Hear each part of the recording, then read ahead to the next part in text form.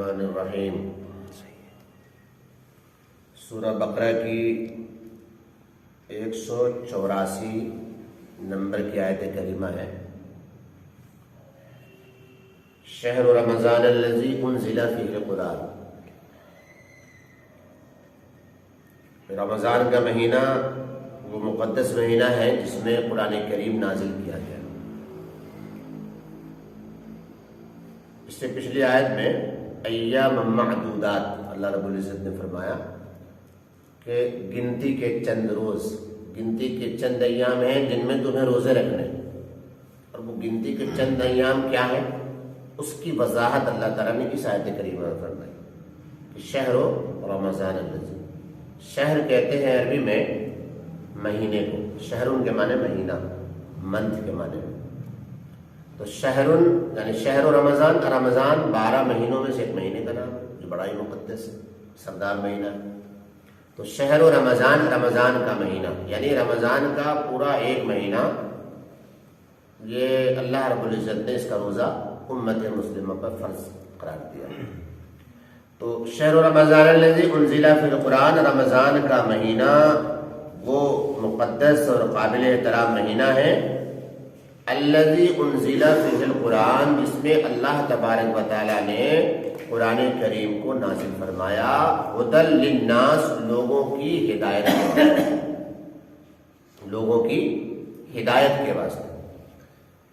جیسے سورہ بقرہ کے شروع میں فرمایا نا اللہ تبارک و تعالیٰ نے الف لام میم ذالک الکتاب لا ریب فیہ ھدی للمتقین، یہ کتاب ہے ذالک الکتاب لا ریب فیہ، جس میں کسی طرح کی کوئی شک شبے کی گنجائش نہیں، ھدی للمتقین، اور یہ تقوی والوں کے لیے جو تقوی پرہیزگاری اختیار کرنا چاہتے ہیں ان کے لیے ہدایت کا ذریعہ ہے۔ یہاں فرمایا کہ انزل فیہ القرآن ھدی للناس، لوگوں کی ہدایت کے واسطے ہم نے قرآن کریم نازل کیا۔ وبینات من الہدی والفرقان، روشن راستے کی، روشن راہ کی دلیلیں اور حق کو باطل کرنے والی کتاب ہے، یعنی اس کتاب میں اللہ تبارک و تعالیٰ نے ہدایت کا نور، ہدایت کا راستہ اور اس کی پوری وضاحت صاف طریقے سے رائے حق کی اس میں رہنمائی کی گئی اس کتاب کے ذریعے، اور حق کو باطل کرنے کی طاقت ہے اس کتاب کے اندر، تو دودھ کا دودھ اور پانی کا پانی، حق کو الگ کر دیا، باطل کو چھاڑ دیا۔ اس میں لوگوں کی ہدایت بھی ہے اور یہ روشن راہ ہدایت بھی ہے، اور یہ فرقان بھی ہے، یعنی باطل سے حق کو جدا کرنے کی طاقت بھی ہے قرآن کریم میں۔ تو رمضان مبارک کا مہینہ بہت ہی قابل احترام اور تقدس کا مہینہ ہے۔ اس مہینے کے تعلق سے، قرآن کریم کے تعلق سے، حضرت واصلہ بن اسقع رضی اللہ تعالیٰ عنہ مسند احمد کی روایت میں نقل کرتے ہیں، اور حضرت امام ابن کثیر علیہ الرحمہ نے لکھا ہے حضرت واصلہ بن اسقع رضی اللہ تعالیٰ عنہ کی روایت سے کہ رسول کریم صلی اللہ تعالیٰ علیہ وسلم نے ارشاد فرمایا کہ حضرت ابراہیم علیہ السلام پر جو صحیفے نازل ہوئے وہ رمضان مبارک کی پہلی تاریخ، یکم رمضان مبارک کو اللہ تبارک و تعالیٰ نے اپنے خلیل حضرت ابراہیم علیہ السلام پر صحیفے نازل فرمائے۔ اسی طریقے سے توریت اور انجیل اور قرآن کریم، یہ بھی توریت 6 رمضان مبارک، انجیل 13 رمضان مبارک، اور قرآن کریم 24 رمضان مبارک کو اللہ تبارک و تعالیٰ نازل فرمایا۔ حضرت جابر رضی اللہ تعالیٰ عنہ فرماتے ہیں کہ انجیل 12 رمضان مبارک کو اور توریت 18 رمضان مبارک کو اللہ تبارک و تعالیٰ نے نازل فرمایا۔ ان روایتوں کو اور دیگر روایتوں کو ہم جب جمع کرتے ہیں اور جائزہ لیتے ہیں تو ہمیں یہ پتہ چلتا ہے، ہمیں اس بات کی اطلاع ہوتی ہے کہ اللہ تبارک و تعالیٰ نے آسمانی کتابیں اور صحیفے سارے یہ رمضان مبارک میں ہی نازل فرمائے، اور ایک بار میں اللہ تعالیٰ نے عطا فرما دیا۔ توریت مکمل ایک بار میں، انجیل مکمل ایک بار میں، زبور مکمل ایک بار میں، اور اسی طریقے سے صحیفے مکمل ایک بار میں۔ لیکن یہ قرآن کریم کی شان ہے کہ اللہ تبارک و تعالیٰ نے قرآن کریم لوح محفوظ سے آسمانی دنیا میں تو ایک بار میں نازل فرما دیا، لیکن ضرورت کے اعتبار سے، وقت اور تقاضے اور حالات کے اعتبار سے اللہ تبارک و تعالیٰ نے بڑے حکیمانہ انداز میں قرآن کریم مکمل 23 سالوں میں حضرت جبریل امین کے واسطے سے جناب رسول کریم صلی اللہ تعالیٰ علیہ وسلم پر نازل فرمایا، اور پورا قرآن 23 سالوں میں اس روئے زمین پر اللہ کے نبی صلی اللہ علیہ وسلم پر نازل ہوا۔ تو رمضان مبارک کو اس اعتبار سے بھی بڑی ہی شان اور عظمت حاصل ہے کہ اللہ تبارک و تعالیٰ نے آسمانی کتابوں کے نازل کرنے کے لیے جس مہینے کا انتخاب کیا وہ رمضان مبارک ہے۔ اس لیے اس کے ایک مہینے کا روزہ فرض کیا گیا، اور اس کے تقدس اور اس کی فضیلت اور اس کی شان کو بڑھایا گیا، اور خاص طور سے قرآن کریم کو نازل کر کے۔ فمن شہد منکم الشہر، تو تم میں سے جو شخص اس مہینے کو پائے، فلیصم ہو، تو چاہیے کہ وہ روزہ رکھے۔ شہیدہ کے معنی ہے حاضر ہونا، موجود ہونا۔ فمن شہد منکم الشہر، تو جو موجود ہو اس مہینے میں، یعنی ٹھیک ہو، مسلمان، عاقل، بالغ، صحت مند، مقیم، اور اس مہینے کو پالے، تو اب اس کے اوپر یہ بات واجب ہو گئی کہ اب وہ اس مہینے کا روزہ رکھے، پورے مہینے۔ اور اس فمن شہد منکم الشہر فلیصمہ سے پچھلی آیت میں من تطوع خیرا، کہ جس کا جی چاہے وہ روزہ رکھے۔ وعلی الذین یطیقونہ فدیۃ طعام مسکین فمن تطوع خیرا فہو خیر لہ، کہ جس کا جی چاہے روزہ رکھ لے، اور جی نہ چاہے تو وہ فدیہ دے دے، اس کی رعایت دی گئی تھی۔ اب فمن شہد منکم الشہر فلیصمہ سے وہ پچھلا جو حکم تھا وہ منسوخ ہو گیا، کہ اب جو عقل مند، جو مسلمان عاقل ہو، بالغ ہو اور مقیم ہو، تو اب رمضان کا مہینہ آئے گا تو اس پر روزہ رکھنا ضروری ہوگا، اب اس کو رعایت نہیں ہے۔ اب آگے فرمایا کہ وَمَنْ كَانَ مَرِيضًا أَوْ عَلَىٰ سَفَرٍ، ہاں جو کوئی بیمار ہو جائے یا مسافر ہو جائے، فَعِدَّةٌ مِّنْ أَيَّامٍ أُخَرَ، تو بعد کے دنوں میں اس کی گنتی پوری کر لیں۔ اس کو پچھلی آیت میں اس بات کا حکم دیا گیا تھا، رعایت دی گئی تھی، اس میں بھی رعایت دی گئی، تاکہ ہمیں شبہ نہ ہو جائے اس بات کی کہ جس طریقے سے وہ بات چیت ختم ہو گئی، یعنی وہ منسوخ اجازت جو تھی دی گئی تھی کہ جی چاہے تو رکھ لو روزہ، جی نہ چاہے تو فدیہ دے دو، تو کہیں یہ نہ سمجھ لیا جائے کہ اس کے ساتھ ساتھ بیمار کی رعایت بھی ختم ہو گئی اور مسافر کی رعایت بھی ختم کر دی اللہ تعالیٰ نے۔ تو اللہ تبارک و تعالیٰ نے اس کی وضاحت فرما دی کہ بیماری کی جو رعایت تھی وہ ہے، مسافر کی جو رعایت تھی وہ بھی رہے گی، صرف وہ رعایت کہ تمہارا جی چاہے تو رکھو اور نہ جی چاہے تو فدیہ دے دو، یہ رعایت ختم کر دی اللہ تبارک و تعالیٰ۔ تو رمضان المبارک کا مہینہ اور پورے مہینے کا روزہ فرض ہے ہر مسلمان عاقل، بالغ اور مقیم پر۔ ہاں کوئی بیمار ہے تو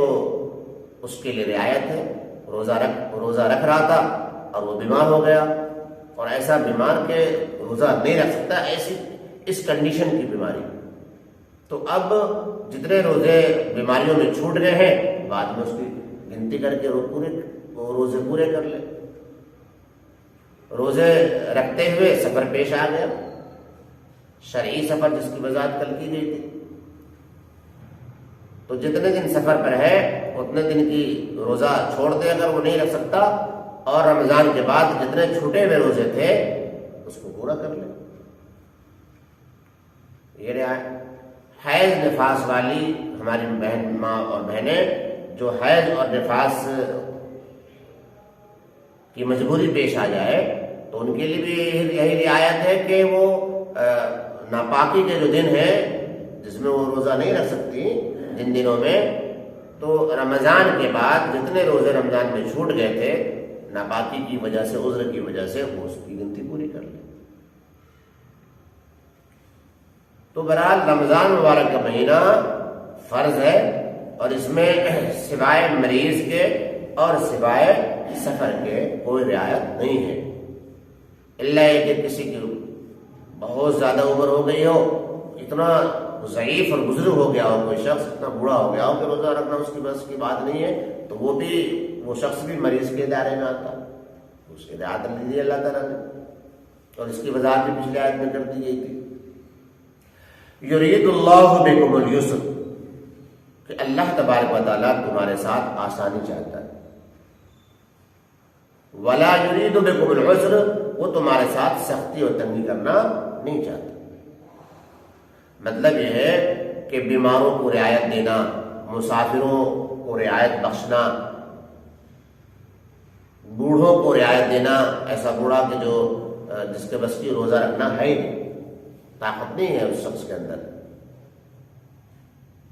تو یہ مریض کی رعایت اور مسافر کی رعایت یہ اللہ تبارک و تعالیٰ نے اس لیے عطا فرمائی کہ چلو بعد میں گنتی پوری کر لینا جو تمہارے روزے چھوٹ گئے سفر کی وجہ سے یا بیماری کی وجہ سے۔ یہ اللہ تبارک و تعالیٰ کی طرف سے ایک کرم ہے بندوں پر، شفقت ہے،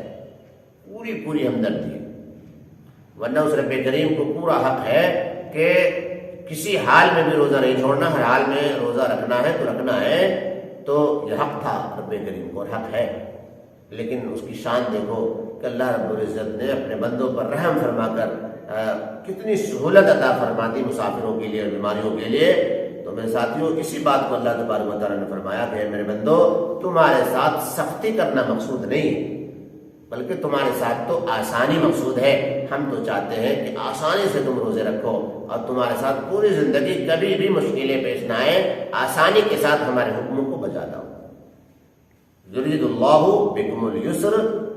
اللہ تعالیٰ تمہارے ساتھ آسانی چاہتا ہے، ولا یرید بکم العسر، وہ تمہارے ساتھ سختی کرنا نہیں چاہتا۔ وَلِتُكْمِلُوا الْعِدَّةَ، تو اس واسطے تمہیں چاہیے کہ تم گنتی کو پوری کرو، مکمل کر لو، سفر میں جتنے روزے چھوٹ گئے پورے کر لو، بیماری میں جتنے روزے چھوٹ گئے اسے بھی رمضان کے بعد پورے کرو۔ ماں اور بہنیں شرعی عذر کی وجہ سے، ناپاکی کی وجہ سے رمضان میں جو روزے چھوٹ گئے رمضان کے بعد اسے وہ پوری کر لیں، گنتی اس کی پوری کر لیں۔ وَلِتُكَبِّرُوا اللَّهَ عَلَى مَا هَدَاكُمْ، کبرا یکبر، تکبیر کے معنی اللہ اکبر کہنا، اللہ کی بڑائی بولنا، اللہ کی عظمت، اس کے تقدس کی گواہی دینا۔ وَلِتُكَبِّرُوا اللَّهَ، اور اللہ تبارک و تعالیٰ کی بزرگی بولو، اللہ کی شان کو بولو، اس کے تقدس کو بولو، اس کے کبریائی کا بیان کرو، تو تاکہ تم عدت پوری کرو، یعنی گنتی پوری کرو، اور تاکہ تم اللہ تبارک و تعالیٰ کی شان اور اس کی عظمت اور اس کی بزرگی اور اس کی حمد و ثنا کو بیان کرو، علی ما ہداکم، اس بات پر جو تمہیں اس نے ہدایت بخشی۔ اللہ تعالیٰ نے جو تمہیں ہدایت دی ہے، اس ہدایت کا حق یہ ہے کہ تم اپنے اللہ کی بڑائی اور عظمت کو بیان کرو اور بولو۔ وَلَعَلَّكُمْ تَشْكُرُونَ، اور یہ رعایتیں، یہ سہولتیں، یہ آسانیاں رب کریم نے جو تمہیں عطا کی ہیں میرے بندو، کہ اللہ رب العزت نے شکر ادا کرنے کے لیے جو بات کہی کہ دیکھو کیسی سہولت دی ہے ہم نے تمہیں، تم مسافر ہو تو سہولت ہے، بیمار ہو تو سہولت ہے، بہت زیادہ عمر ہو گئی ہے، عمر رسیدہ ہو گئے تو سہولت ہے، پاکی ناپاکی کا معاملہ آیا تو سہولت ہے۔ یہ ساری سہولتیں جب تمہیں ہم نے دی ہیں اور آسانیاں ہی آسانیاں تمہارے لیے پیدا کی ہیں، تو میرے بندو ان باتوں پر اگر تم غور کرو، وَلَعَلَّكُمْ تَشْكُرُونَ، تو بتاؤ شکر بنتا نہیں بنتا؟ تو جب میں نے اتنی ساری سہولتیں اور نعمتیں تمہیں دی ہیں، آسانیاں پیدا کی ہیں، تو اے میرا بندو اس لیے کی ہیں لعلکم تشکرون، تاکہ تم شکر ادا کر سکو، ان نعمتوں کا شکر ادا کر سکو۔ تو اللہ تبارک و تعالیٰ نے اس پوری آیت کریمہ میں رمضان المبارک کے ایک مہینے کا روزہ فرض قرار دیا ہے، اور یہ قیامت تک فرض ہے۔ اس میں بس ان لاچار اور مجبور لوگوں کو چھوڑ کر یہ روزے سب پر فرض ہیں، اپنے شرائط کے ساتھ جس کی وضاحت کی گئی۔ رمضان مبارک کے روزے کے تعلق سے ایک بات ذہن میں رکھنی چاہیے کہ اگر ابر صاف نہ ہو، آسمان ابر آلود ہو، اور شعبان کی 29 تاریخ ہو اور چاند دکھا نہ ہو، اور کہیں سے شہادت بھی موصول نہ ہوئی ہو، تو 30 شعبان کو روزہ رکھنا جائز نہیں۔ 30 شعبان کو یوم الشک کہا گیا ہے، وہ شک کا دن ہے، چاند ہو بھی سکتا ہے، نہیں بھی ہو سکتا ہے۔ تو سب سے پہلی بات روزہ رکھنے کے لیے اور رمضان شروع ہونے کے لیے یہ بات ذہن میں ملحوظ رکھیں کہ رمضان کے روزے شروع کرنے کے لیے 3 باتیں۔ پہلی بات تو یہ ہے کہ خود ہم چاند کو اپنی آنکھوں سے دیکھیں اور روزہ شروع کر دیں، چاہے شعبان 29 ہو یا 30 ہو، چاند ہم نے دیکھ لیا تو کوئی مسئلہ ہی نہیں ہے، رمضان شروع ہو گیا۔ ہم چاند نہیں دیکھ سکے آسمان کے ابر آلود ہونے کی وجہ سے، صاف نہ ہونے کی وجہ سے، تو دوسری شکل ہے شہادت، اطلاع، کہ معتبر ذرائع سے ہمیں پتہ لگ جائے کہ فلاں جگہ چاند دیکھا گیا ہے تو رمضان شروع ہو گیا، اب ہم روزے شروع کر دیں۔ اور جب یہ دونوں چیزیں نہ پائی جائیں، نہ ہم چاند دیکھ سکے اور نہ کہیں سے ہمیں معتبر ذرائع سے شہادت موصول ہو سکی چاند کے تعلق سے، تو تیسری بات یہ ہے کہ پھر شعبان کے پورے 30 تاریخ، پورے 30 دن اور پوری 30 تاریخ ہم گنتی سے پوری کر لیں، یعنی 30 شعبان تک ہم انتظار کریں۔ اب 30 شعبان جب پورے ہو گئے، 30 تاریخ پوری ہو گئی، اب اگلے دن سے روزہ شروع کر دیں۔ چونکہ چاند 29 اور 30 کا ہی ہوا کرتا ہے، 29 30 کے مہینے ہوتے ہیں چاند کے، تو یہ تیسری کنڈیشن یہ ہے کہ 29 کو چاند دکھا نہیں اور 30 کو ہم نے 30 کی تاریخ گزار لی، اب ظاہر ہے کہ شعبان کا مہینہ مکمل ہو گیا، اب رمضان 30 شعبان ہوتے ہی مکمل گزرتے ہی رمضان کا مہینہ شروع ہو جاتا ہے۔ یہ رمضان کے مہینے کی وضاحت ہے۔ اور یوم الشک جس کے بارے میں کہا گیا 30 شعبان کو، اس میں بغیر چاند دیکھے اور بغیر شہادت کہیں سے ملے روزہ رکھنا جائز نہیں ہے، وہ یوم الشک کا دن۔ اللہ تبارک و تعالیٰ سے دعا ہے کہ اللہ تبارک و تعالیٰ مجھے بھی اور آپ سبھی ساتھیوں کو اپنے رب کی